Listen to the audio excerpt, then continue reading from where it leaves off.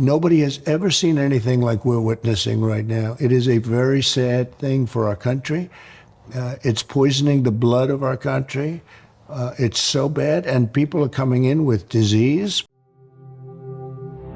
It's Ken Harbaugh with Against All Enemies on the MeidasTouch network. Donald Trump just amplified a key piece of Nazi ideology during an anti-immigrant diatribe. In response to an interview question about immigration, the former president said, "It's poisoning the blood of our country."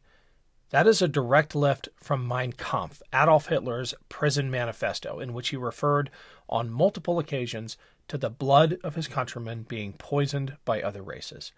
Here's the former president using nearly identical language. Nobody has any idea where these people are coming from, and we know they come from prisons. We know they come from mental institutions, insane asylums. We know they're terrorists. Nobody has ever seen anything like we're witnessing right now. It is a very sad thing for our country. It's poisoning the blood of our country.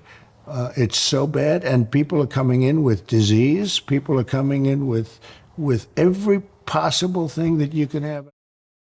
That expression, poisoning the blood of our country, is not something that just rolls off the tongue. It's an intentional, targeted message with a dark history. Here's just one of several passages from Mein Kampf that references poisoning of the blood. All great cultures of the past perished only because the original creative race died out from blood poisoning. Of course, the sycophants surrounding the former president are, as always, inventing excuses. His spokesman called the expression a, quote, normal phrase that is used in everyday life. I'm sorry, but the only place that phrase is normal today is in online Nazi chat rooms. Right? But what makes these comments even more dangerous is the fact that Trump's rhetoric and his ideas, we know by now what happens to them. They seep into the fabric of a large swath of our country, largely people who identify as Republicans.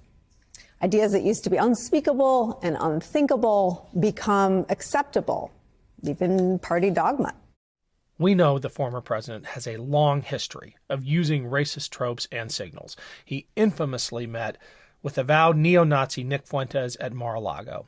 And just a few weeks ago, on the Jewish holy day of Rosh Hashanah, he put out this message on Truth Social attacking liberal Jews who, quote, voted to destroy America. The problem is, once the former president starts using this language, once he starts spreading these ideas, others take them up. That's what mainstreaming means. It's not just fringe neo-Nazis parading through Florida. It's a bunch of high school boys in Wisconsin rendering a Nazi salute in a group photo on the courthouse steps before their junior prom. It's a high school football coach in Ohio using the word Nazi as a play call against a team from a predominantly Jewish community. That happened 10 minutes from where I live. Donald Trump's rhetoric has real-world effects. And as we all know all too well, given the events of January 6th, when a mob of Trump supporters believing Trump's lies about the U.S. election results stormed the Capitol, the impact of Trump's rhetoric is easily seen on the streets. New York Times reports this on anti-migrant protests that took place in New York City last month, quote, the loudspeaker on a quiet Staten Island street blasted demands at 117 decibels, louder than a dog barking in your ear. Pointed at a school that is sheltering some of the 110,000 migrants who have arrived in New York City over the last year and a half. The message could not have been more unwelcoming. Quote, immigrants are not safe here. Signs reading "Protect our children" were nailed to utility poles. Protesters wore shirts emblazoned with American flags and images of former President Donald Trump's face. Today, Donald Trump's hold on the Republican Party is as strong as ever, and he is its presumptive nominee for president. What he says cannot be dismissed because over time, his paranoia becomes his party's. His racist, anti-Semitic sentiments become his party's. And now with his explicit adoption of Hitlerian language attacking immigrants, we've crossed another threshold. I asked Dr. Kathleen Belew about Trump's incorporation of Nazi themes into his rhetoric and what it means for our politics going forward. Kathleen literally wrote the book on America's modern-day white power movement. I'll put a link below. I think you'll find her perspective incredibly valuable. Kathleen, I want you to help us understand what is going on here. There's an animal instinct he has when it comes to political messaging. And part of this also has to be about the people he's surrounded himself with. How is he getting these dog whistles into his vocabulary? How are they making it into our political dialogue? From where we're sitting, it's very difficult to say, is this something that was simply written into a speech of his? Is this something that is in his mind? Is this something that an aide told him to say? I have no idea. What I can tell you is the effect. That is a clear, not even dog whistle so much as just a whistle to the folks in the white power movement who follow the idea that immigration is a pollution, quote unquote, of the national blood, the idea that immigrants are somehow going to dilute and ruin the best parts of the nation. And for the most extreme activists, it's signaling Trump's openness to much more extreme and much more violent positions than he took even in his first term in office. I read that as an escalation. And also as sort of evidence of a continued disregard for any concern about using those positions. I mean, I think were you or I or most politicians to inadvertently quote from a source like this, the move, if that is an innocent mistake, would be to immediately say, oh, sorry about that, I didn't realize, right? We know that he doesn't do that. So I think there's no effort to put distance between himself and the most extreme parts of his base.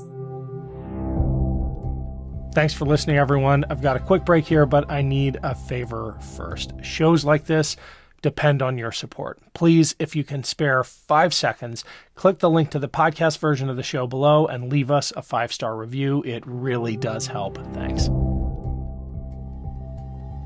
Well, the permission structure he's created, we are already seeing the effects of it in things like the Moms for Liberty newsletter that quoted Hitler as well. This is something that just a few years ago would have ended an organization or at least gotten someone fired.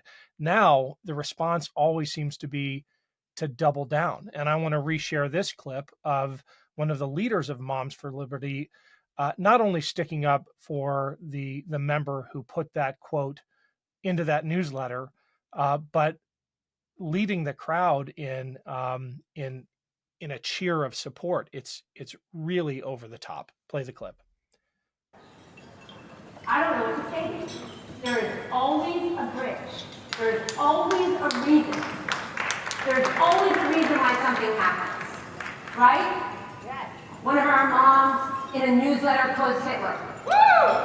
I stand with that mom.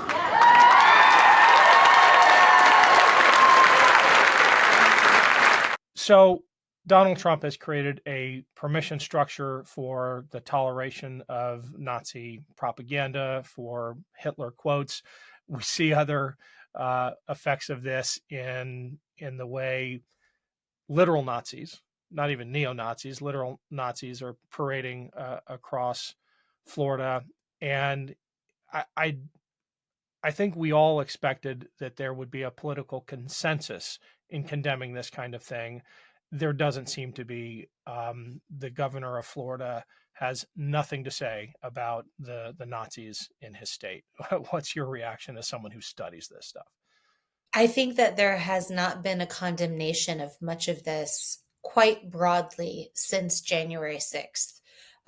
So I think we're on the trajectory of public comment that started with the sort of, this is just a normal tourist visit claim, when we all saw on television that that's not what it was, and has really escalated into disavowal of what happened that day, and also just a growing acceptance of the presence of these groups in our broader culture and society. So, one important part of that story is that we have to do the work of connecting all of these things together. So Nazis on the March in Florida needs to be in the same sort of reporting as the Proud Boys showing up to intimidate school boards and libraries, as people showing up to intimidate election workers, and in the same thinking as the people we usually describe erroneously as lone gunmen, who show up and commit mass shootings for the same political ideology. All of this is an interconnected problem, and the failure to disavow, any one part of it is part of a deliberate strategy to keep us from understanding the whole. The fact that Trump is now openly marshaling this ideology and these symbols is really a concerning development, because I think it really leads to two equally disastrous sort of courses of action if he's reelected. I think one has to do with authoritarianism, with threats to the rule of law, with gutting of democratic institutions, threats to free elections.